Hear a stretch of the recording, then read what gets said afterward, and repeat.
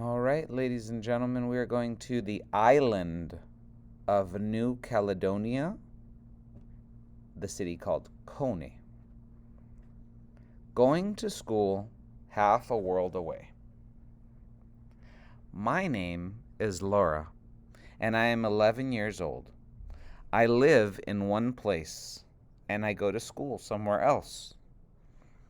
I live in New Caledonia, which is a tiny island between New Zealand and Australia. But I go to school in Canada. I came here from Canada when I was 10. My family decided to move because my father was offered a job promotion at a nickel mine here.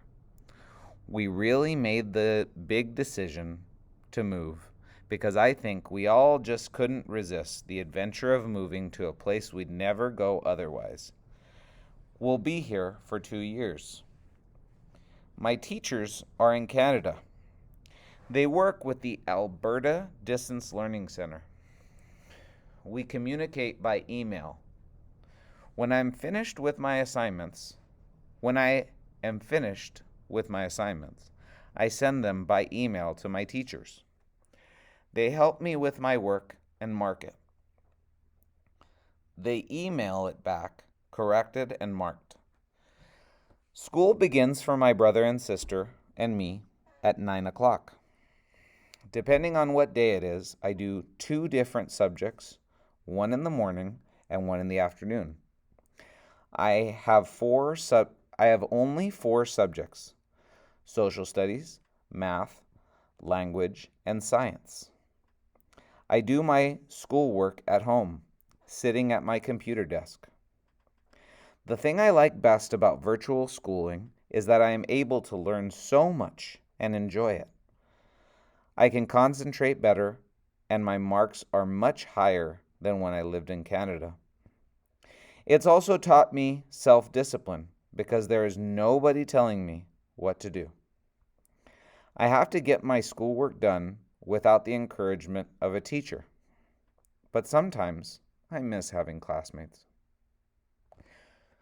Canadian students like Laura, have been able to learn long distance for decades, although they didn't always do it through email.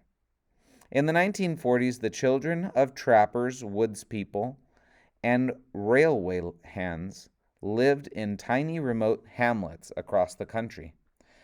The communities were too small to have permanent schools and teachers. So in some cases, school came to the students. 8 railway cars were set up as classrooms, and trains pulled these cars from one remote community to another. When the school pulled in to the station, students would make their way there by canoe, by foot, or by rail handcars. Marks by mail. Canada still has many very small, very remote communities, especially in the far north. Children living in these communities often do their learning at home. The provinces of Alberta, British Columbia, and Saskatchewan run distance learning centers to reach kids who live too far from their nearest schools to attend in person. In the past, teachers sent their students books and assignments through the mail, sometimes by bush plane. These students would complete their lessons, then mail them back to their teacher. If students had questions, they would have to write their letters to their teacher and wait for a response, sometimes for weeks.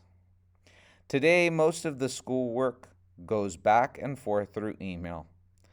That allows Canadian students like Laura to live just about anywhere in the world, but still go to school in Canada. Laura says, I think this type of school would be difficult for some people. Really outgoing people would probably find it boring. For some people, having classmates is what motivates them to do well in school.